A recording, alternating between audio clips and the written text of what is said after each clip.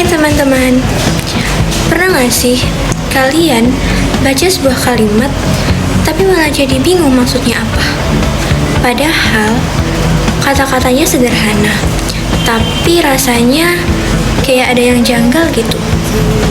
Bisa jadi masalahnya bukan dari kalimatnya, tapi dari penggunaan tanda bacanya. Sebelum masuk ke videonya, perkenalkan, nama saya Naila Putri Azahra dengan NPM 2513031033 dari kelas 2025A. Nah, di video kali ini saya akan membahas tentang analisis dan koreksi kesalahan penggunaan tanda baca. Mulai dari contoh kesalahan yang sering terjadi sampai bagaimana cara memperbaikinya sesuai dengan kaidah PUEB. Mungkin selama ini tanda baca sering dianggap sepele. Padahal sebenarnya punya peran penting dalam menyampaikan makna secara jelas. Dalam objek kajian yang kita bahas, masih ditemukan berbagai kesalahan, seperti penggunaan tanda koma, titik, dan tanda petik yang belum sesuai dengan kaidah PUEB. Hal ini tidak hanya membuat tulisan kurang rapi, tetapi juga bisa menimbulkan kesalahpahaman bagi pembaca. Nah, lewat video ini, kita akan melihat contoh kesalahan tersebut sekaligus memahami bagaimana penggunaan tanda baca yang tepat. Kalian tahu gak sih, apa sebenarnya yang dimaksud tanda baca itu? Jadi, tanda baca adalah unsur penting dalam bahasa tulis yang berupa simbol seperti titik, koma, dan tanda tanya yang digunakan untuk mengatur jeda serta memperjelas maksud kalimat.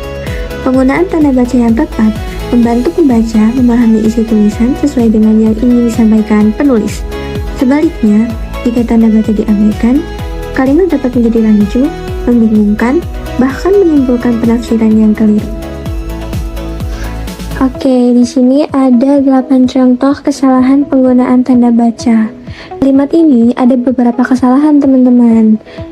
Nah, kesalahan pada tanda baca dan penulisannya. Yang pertama itu penulisan kehadirat, seharusnya dipisah menjadi kehadirat.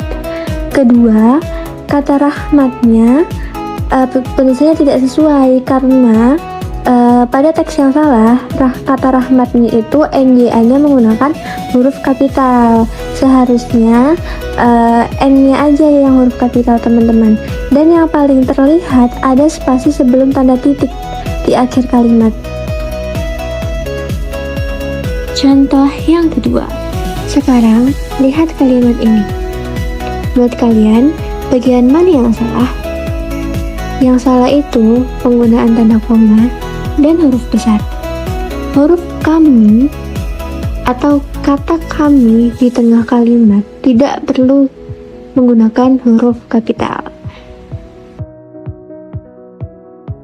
Tulisan kalimat tersebut itu bisa dibilang belum benar ya teman-teman, karena tidak ada tanda koma padahal ada dua bagian kalimat. Yang kedua, penggunaan garis miring itu bisa dibilang tidak formal, teman-teman.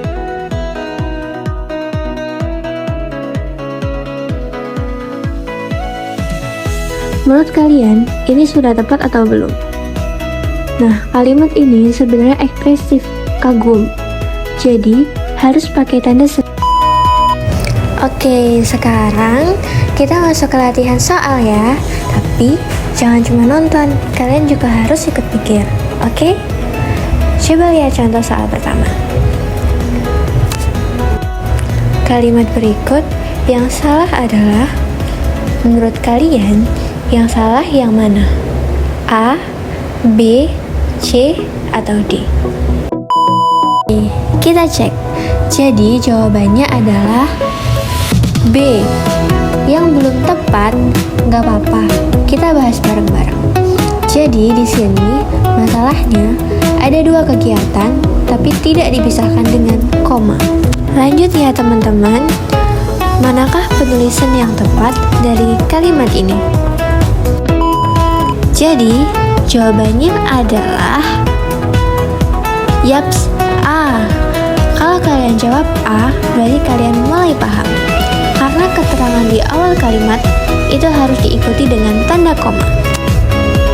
Oke, sekarang kita sedikit naik level ya. Jadi, penulisan yang tepat adalah aku tunggu. Jadi, jawabannya adalah B. Yang masih pakai titik 2 setelah adalah. Hati-hati ya, karena itu sebenarnya tidak perlu. Oke, terakhir ya teman-teman. Yang ini gampang, tapi memang sering keskip sih. Kalimat yang sesuai dengan PUEB adalah. Oke, jadi ada yang tahu nggak jawabannya apa? Ya, benar sekali. Jadi jawabannya B ya teman-teman. Karena kata ulang itu wajib menggunakan tanda hubung.